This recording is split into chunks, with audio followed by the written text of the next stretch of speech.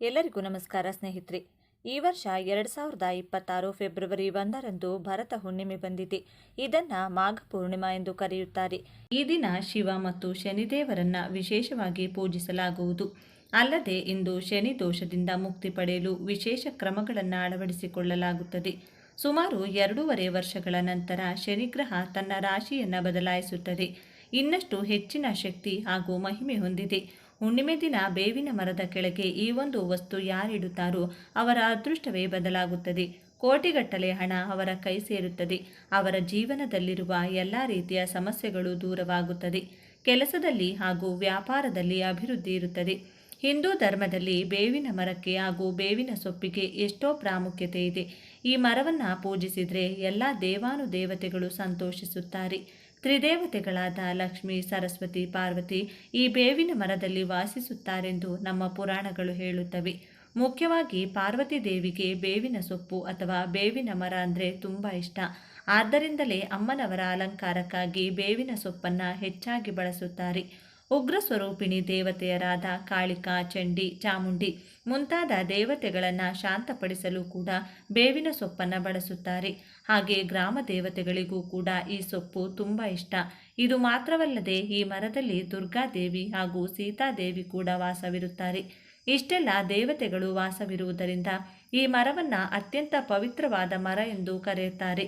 ಬೇವಿನ ಮರವನ್ನು ಪ್ರತಿದಿನ ಅಥವಾ ಪ್ರತಿ ಶುಕ್ರವಾರ ಅಥವಾ ಅಮಾವಾಸ್ಯೆ ಅಥವಾ ಹುಣ್ಣಿಮೆ ಮುಂತಾದ ದಿನಗಳಲ್ಲಿ ಪೂಜಿಸುವುದರಿಂದ ನಮ್ಮ ಎಲ್ಲ ಪಾಪಗಳು, ದೋಷಗಳು ಹೊರಟು ಹೋಗುತ್ತವೆ. ಅಷ್ಟೈಶ್ವರ್ಯ ಹಾಗೂ ದೇವತೆಗಳ ಅನುಗ್ರಹ ನಮ್ಮ ಮೇಲಿರುತ್ತದೆ. ಈಗ ಅಮಾವಾಸ್ಯೆಗೆ ಸಂಬಂಧಪಟ್ಟ ಒಂದು ಚಿಕ್ಕ ಪುರಾಣ ಕಥೆಯನ್ನು ಕೇಳಿ ಅದರ ನಂತರ ಯಾವ ವಸ್ತುವನ್ನು ಬೇವಿನ ಮರದ ಕೆಳಗೆ ಇಡಬೇಕು ಎಂದು ತಿಳಿದುಕೊಳ್ಳೋಣ. ಅದಕ್ಕೂ ಮುಂಚೆ ನೀವಿನ್ನು ನಮ್ಮ ಚಾನಲ್ಗೆ ಸಬ್ಸ್ಕ್ರೈಬ್ ಮಾಡಿಕೊಂಡಿಲ್ಲ ಅಂದರೆ ಖಂಡಿತ ಈಗಲೇ ಸಬ್ಸ್ಕ್ರೈಬ್ ಮಾಡಿಕೊಳ್ಳಿ. ಹಾಗೆ ಈ ವಿಡಿಯೋ ಇಷ್ಟ ಆದರೆ ಮರೆಯದೆ ಒಂದು ಲೈಕ್ ಕೊಡಿ. ವಿಡಿಯೋ ಸ್ಕಿಪ್ ಮಾಡದೆ ಕೊನೆ ತನಕ ನೋಡಿ. ಒಂದು ಬಾರಿ ಒಬ್ಬ ಬಡ ಬ್ರಾಹ್ಮಣ ಅವನ ಕಷ್ಟಗಳನ್ನು ಹೋಗಲಾಡಿಸಿಕೊಳ್ಳಲು ಪರಮೇಶ್ವರನಿಗಾಗಿ ತಪಸ್ಸು ಶುರು ಮಾಡಿದ. ಅವನ ಭಕ್ತಿಗೆ ಮೆಚ್ಚಿದ ಪರಮೇಶ್ವರ ಅವನ ಮುಂದೆ ಪ್ರತ್ಯಕ್ಷಗೊಂಡು ವರ ಬೇಡುವಂತೆ ಹೇಳಿದರು. ಆಗ ಆ ಬ್ರಾಹ್ಮಣ, ಸ್ವಾಮಿ, ನನ್ನ ಕಷ್ಟ ನಿನಗೆ ತಿಳಿಯದಿರುವುದೇನಿದೆ. ನಮಗೆ ಒಂದು ಹೊತ್ತು ತಿನ್ನಲು ಕೂಡ ಗತಿ ಇಲ್ಲ. ಪ್ರತಿದಿನ ನನ್ನ ಹೆಂಡತಿ ಮಕ್ಕಳು ಉಪವಾಸದಲ್ಲೇ ಮಲಗುತ್ತಿದ್ದಾರೆ. ಹಾಗಾಗಿ ಜೀವನದಲ್ಲಿ ಎಂದೂ ಕೂಡ ನನ್ನ ಹೆಂಡತಿ ಮಕ್ಕಳು ಉಪವಾಸದಲ್ಲಿ ಇರಬಾರದು. ಅವರಿಗೆ ಹೊಟ್ಟೆ ತುಂಬ ಊಟ, ಮೈ ತುಂಬ ಬಟ್ಟೆ, ಒಡವೆ ಎಲ್ಲ ಇರುವಂತೆ ವರ ಕೊಡಿ ಎಂದು ಬೇಡಿಕೊಂಡ. ಆಗ ಪರಮೇಶ್ವರ, ಭಕ್ತ, ಅದಕ್ಕಾಗಿ ನೀನೊಂದು ಕೆಲಸ ಮಾಡಬೇಕು. ನೀನು ನಿನ್ನ ರಾಜ್ಯದ ರಾಜನ ಹತ್ತಿರ ಹೋಗಿ ಅವರನ್ನು ಹೇಗಾದರೂ ಮೆಚ್ಚಿಸಿ ಹುಣ್ಣಿಮೆ ದಿನ ನಿನ್ನ ರಾಜ್ಯದಲ್ಲಿ ನಿನ್ನ ಮನೆಯನ್ನು ಹೊರತುಪಡಿಸಿ ಯಾರ ಮನೆಯಲ್ಲೂ ದೀಪ ಉರಿಯಬಾರದೆಂದು ಕೇಳಿಕೊ. ರಾಜ ಆಜ್ಞೆ ನೀಡಿದರೆ ಎಲ್ಲರ ಮನೆಯಲ್ಲೂ ಕತ್ತಲಿರುತ್ತದೆ.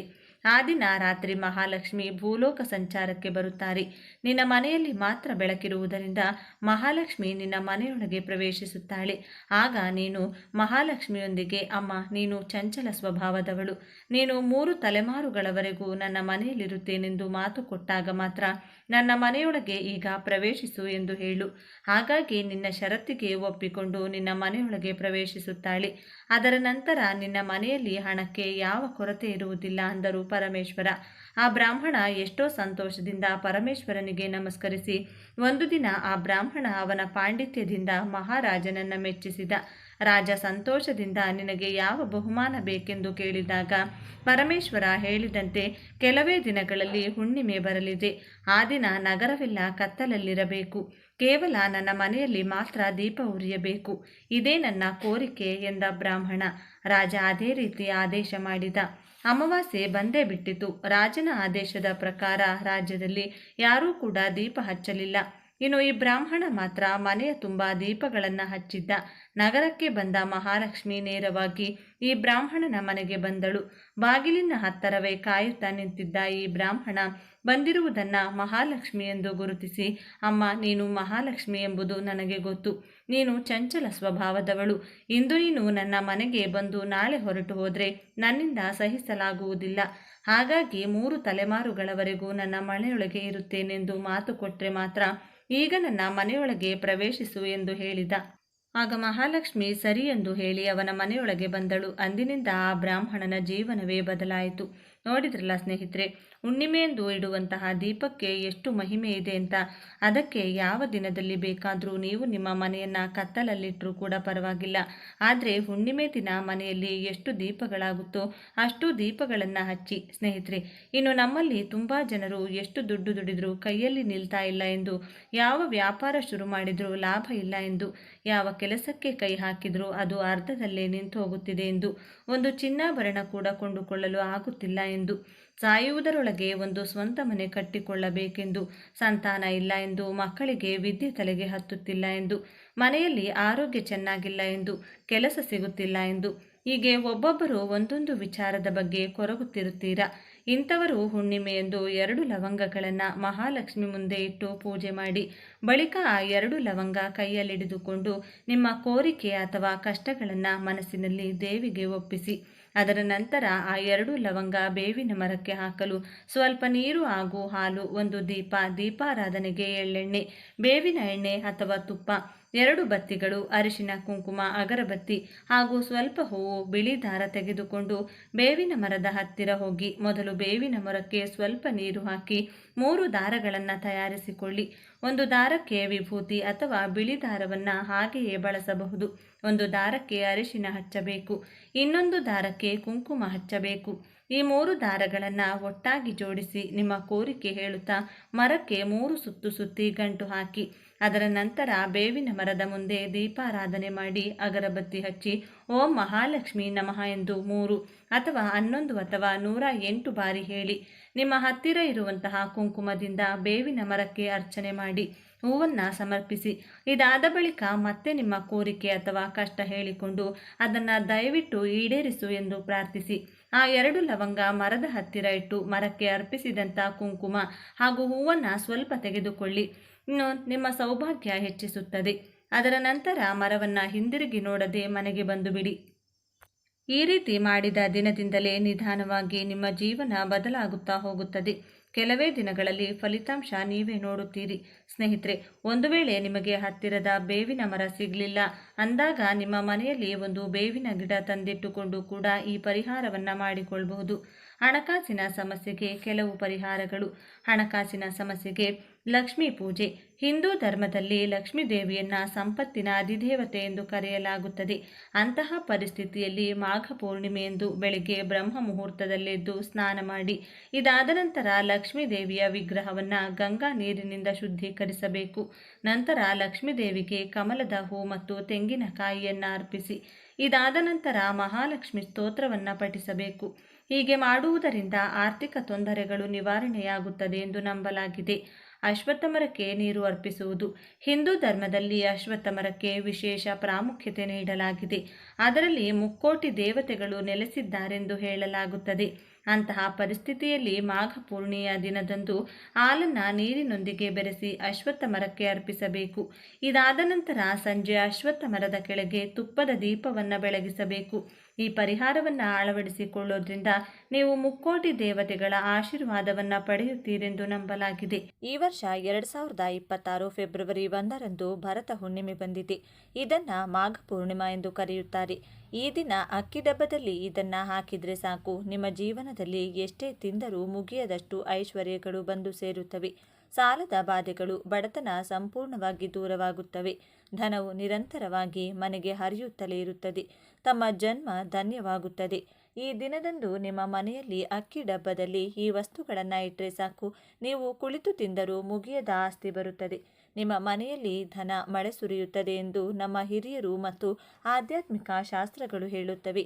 ಏಕೆಂದರೆ ನಾವು ಅಕ್ಕಿ ಡಬ್ಬವನ್ನು ಸಾಕ್ಷಾತ್ ಅನ್ನಪೂರ್ಣ ದೇವಿಯ ಸ್ವರೂಪವೆಂದು ಭಾವಿಸುತ್ತೇವೆ.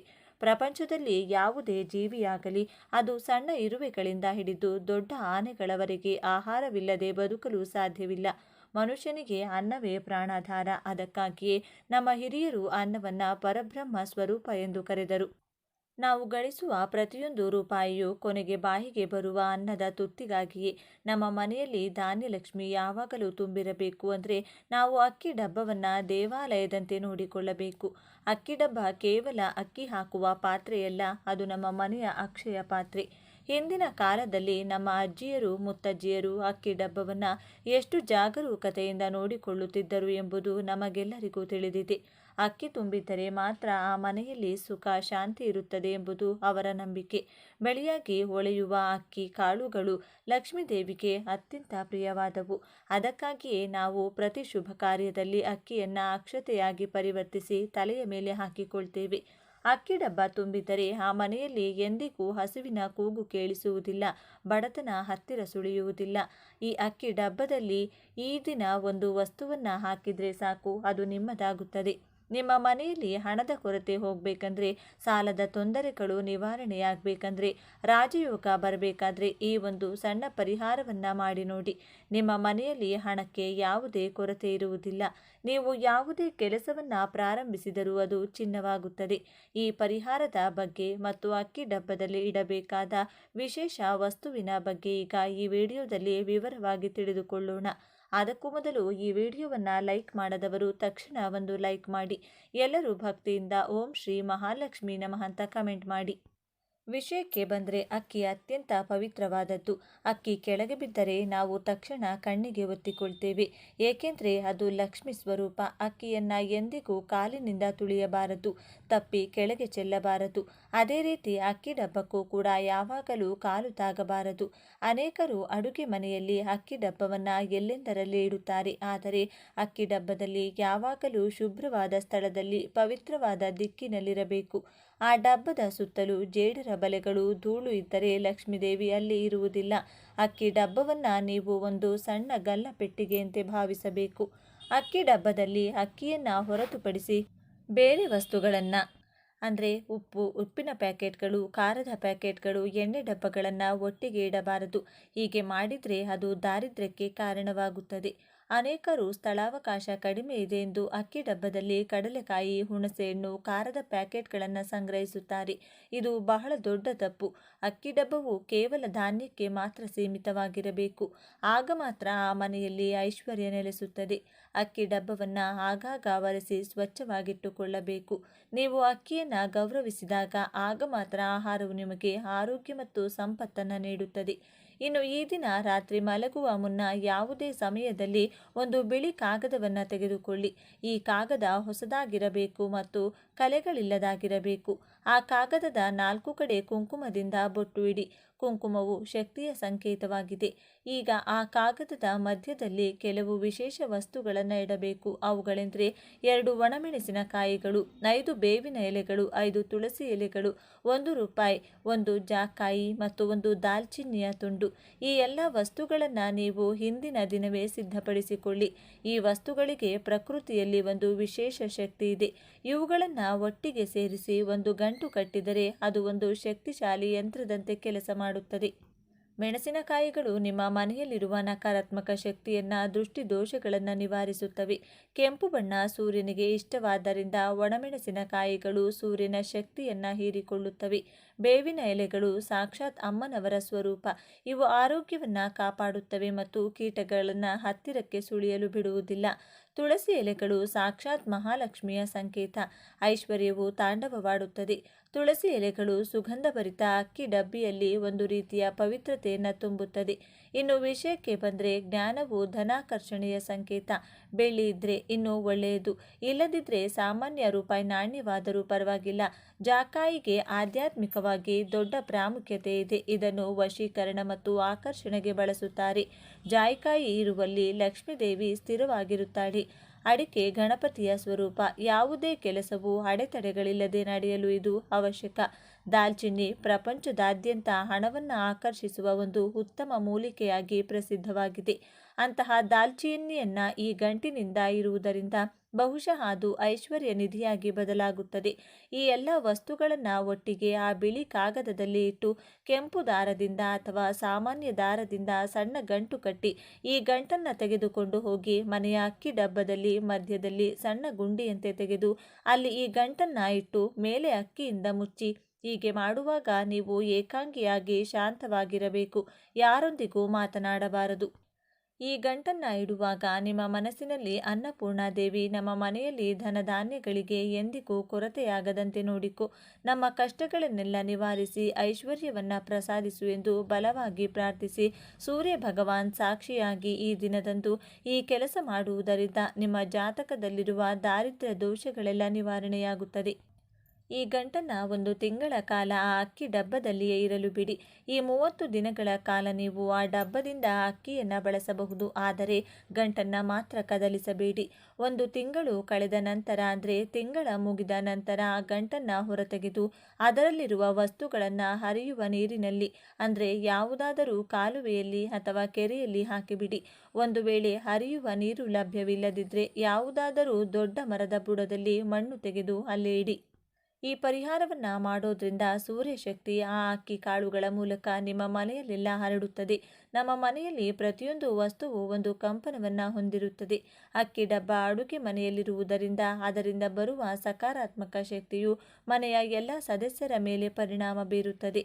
ಈ ಪರಿಹಾರದಲ್ಲಿ ಬಳಸಲಾದ ಜಾಕಾಯಿ ವಶೀಕರಣಕ್ಕೆ ಹೆಸರುವಾಸಿಯಾಗಿದೆ. ಇದರಿಂದ ಸಮಾಜದಲ್ಲಿ ನಿಮಗೆ ಗೌರವ ಹೆಚ್ಚುತ್ತದೆ. ಅಧಿಕಾರಿಗಳು ಅಥವಾ ದೊಡ್ಡ ಮನುಷ್ಯರಿಂದ ನಿಮಗೆ ಆಗಬೇಕಾದ ಕೆಲಸಗಳು ಬೇಗನೆ ಪೂರ್ಣಗೊಳ್ಳುತ್ತವೆ. ಅಡಿಕೆ ವಿಘ್ನ ವಿನಾಯಕನ ಪ್ರತಿರೂಪವಾಗಿರುವುದರಿಂದ ನಿಮ್ಮ ವ್ಯಾಪಾರದಲ್ಲಿ ಅಥವಾ ಉದ್ಯೋಗದಲ್ಲಿ ಎದುರಾಗುವ ಅಡೆತಡೆಗಳು ನಿವಾರಣೆಯಾಗುತ್ತವೆ. ದಾಲ್ಚಿನ್ನಿ ಹಣವನ್ನು ಅಯಸ್ಕಾಂತದಂತೆ ಆಕರ್ಷಿಸುತ್ತದೆ.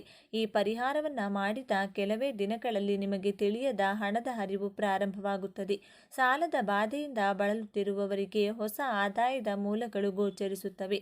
ಮುಖ್ಯವಾಗಿ ಈ ಪರಿಹಾರವನ್ನು ಮಾಡುವಾಗ ಈ ಕೆಲವು ನಿಯಮಗಳನ್ನು ಪಾಲಿಸಬೇಕು. ಈ ದಿನದಂದು ಬೆಳಿಗ್ಗೆ ಬೇಗ ಏಳಬೇಕು. ಆ ದಿನ ಸೂರ್ಯನಿಗೆ ಇಷ್ಟವಾದ ಹಸುವಿನ ಹಾಲು ಕುದಿಸಿ ಆ ಹಾಲಿನಲ್ಲಿ ಅಕ್ಕಿ ಹಾಕಿ ಪರಮಾನ್ನ ಮಾಡಿ ನೈವೇದ್ಯ ಇಡಲು ಮರೆಯಬೇಡಿ. ಸ್ವಲ್ಪ ದಾಲ್ಚಿನ್ನಿ ಪುಡಿ ಅಥವಾ ಏಲಕ್ಕಿ ಹಾಕಿದರೆ ಅದು ಇನ್ನಷ್ಟು ಶಕ್ತಿಶಾಲಿಯಾಗುತ್ತದೆ. ಸೂರ್ಯನು ಆರೋಗ್ಯದಾತನಾಗಿರುವುದರಿಂದ ಈ ಪರಿಹಾರದಿಂದ ನಿಮ್ಮ ಮನೆಯಲ್ಲಿ ದೀರ್ಘಕಾಲದ ಅನಾರೋಗ್ಯ ಸಮಸ್ಯೆಗಳಿದ್ದರೆ ನೀವು ನಿಧಾನವಾಗಿ ಕಡಿಮೆಯಾಗುತ್ತವೆ. ಅಕ್ಕಿ ಡಬ್ಬವನ್ನು ಎಂದಿಗೂ ಖಾಲಿ ಇಡಬಾರದು, ಏಕೆಂದರೆ ಡಬ್ಬದ ತಳ ಕಾಣಿಸಿದರೆ ಆ ಮನೆಯಿಂದ ಲಕ್ಷ್ಮಿ ಹೊರಟು ಹೋಗುತ್ತಾಳೆನ್ನುವ ನಂಬಿಕೆ ಇದೆ. ಆದ್ದರಿಂದ ಅಕ್ಕಿ ಅರ್ಧಕ್ಕೆ ಬಂದ ತಕ್ಷಣ ಹೊಸದನ್ನು ತಂದು ಹಾಕಿ. ಅಕ್ಕಿ ಡಬ್ಬವನ್ನು ಎಂದಿಗೂ ನೆಲದ ಮೇಲೆ ನೇರವಾಗಿ ಇಡದೆ ಕೆಳಗೆ ಯಾವುದಾದರೂ ಸ್ಟ್ಯಾಂಡ್ ಇಡುವುದು ಉತ್ತಮ. ಈ ದಿನದಂದು ಈ ಪರಿಹಾರವನ್ನು ಮಾಡಲು ಸಾಧ್ಯವಾಗದವರು ನಂತರ ಬರುವ ಯಾವುದೇ ಶುಕ್ರವಾರ ಅಥವಾ ಭಾನುವಾರ ಪ್ರಯತ್ನಿಸಬಹುದು. ಆದರೆ ಈ ದಿನದಂದು ಮಾಡಿದರೆ ಸಿಗುವ ಫಲ 1000 ಪಟ್ಟು ಹೆಚ್ಚಾಗಿರುತ್ತದೆ. ಈ ಪರಿಹಾರ ಕೇವಲ ಹಣಕ್ಕಾಗಿ ಮಾತ್ರವಲ್ಲ, ಮಾನಸಿಕ ಶಾಂತಿಗಾಗಿಯೂ ಸಹ. ಯಾವ ಮನೆಯಲ್ಲಿ ಅನ್ನಪೂರ್ಣಮ್ಮನ ಅನುಗ್ರಹವಿರುತ್ತದೆಯೋ ಆ ಮನೆಯಲ್ಲಿ ಜಗಳಗಳಿರುವುದಿಲ್ಲ, ಎಲ್ಲರೂ ಒಟ್ಟಾಗಿ ಇರುತ್ತಾರೆ. ಹಸಿರು ತೋರಣಗಳ ನಡುವೆ ಕಳೆ ಕಟ್ಟುವ ಅಡುಗೆ ಮನೆಯಲ್ಲಿ ಲಕ್ಷ್ಮೀದೇವಿ ಯಾವಾಗಲೂ ನೆಲೆಸಿರುತ್ತಾಳೆ. ಈ ಪರಿಹಾರವನ್ನು ನೀವು ಅತ್ಯಂತ ಭಕ್ತಿಯಿಂದ ಮತ್ತು ನಂಬಿಕೆಯಿಂದ ಮಾಡಿ, ಏನು ಪರೀಕ್ಷೆ ಮಾಡೋಣ ಎಂಬಂತೆ ಅಲ್ಲದೆ ಪರಮಾತ್ಮನ ಮೇಲೆ ಭಾರ ಹಾಕಿ ಮಾಡಿ. ಆಗ ಫಲಿತಾಂಶ ಖಂಡಿತ ಸಿಗುತ್ತದೆ. ನಿಮ್ಮ ಜೀವನವು ಒಂದು ಪ್ರಕಾಶಮಾನವಾದ ಪ್ರಯಾಣವಾಗಲಿ ಮತ್ತು ರಾಜಯೋಗವು ನಿಮಗೆ ಬೇಕಾದ ಎಲ್ಲವನ್ನೂ ಸಾಧಿಸಲಿ ಮನಸಾರೆ ಬಯಸುತ್ತೇನೆ. ಈ ಮಾಹಿತಿಯನ್ನು ಒಬ್ಬರಿಗೆ ಇಟ್ಟುಕೊಳ್ಳದೆ ನಿಮ್ಮ ಸ್ನೇಹಿತರು ಮತ್ತು ಸಂಬಂಧಿಕರಿಗೂ ಹಂಚಿಕೊಳ್ಳಿ, ಏಕೆಂದರೆ 10 ಜನರಿಗೆ ಒಳ್ಳೆಯದನ್ನು ಮಾಡೋದ್ರಿಂದ ಬರುವ ಪುಣ್ಯವು ನಮಗೆ ರಕ್ಷಣಾ ಕವಚದಂತೆ ಆಗುತ್ತದೆ. ಈ ಮಾಹಿತಿ ನಿಮಗೆ ಇಷ್ಟ ಆದರೆ ತಪ್ಪದೆ ವಿಡಿಯೋವನ್ನು ಲೈಕ್ ಮಾಡಿ, ನಿಮ್ಮ ಇಷ್ಟ ದೇವರ ಹೆಸರನ್ನು ಬರೆದು ಈ ವಿಡಿಯೋನ ಪ್ರತಿಯೊಬ್ಬರಿಗೂ ಕೂಡ ಶೇರ್ ಮಾಡಿ. ಎಲ್ಲರೂ ಭಕ್ತಿಯಿಂದ ಓಂ ಶ್ರೀ ಮಹಾಲಕ್ಷ್ಮೀ ನಮಃ ಅಂತ ಕಮೆಂಟ್ ಮಾಡಿ. ಧನ್ಯವಾದಗಳು ಸ್ನೇಹಿತರೆ.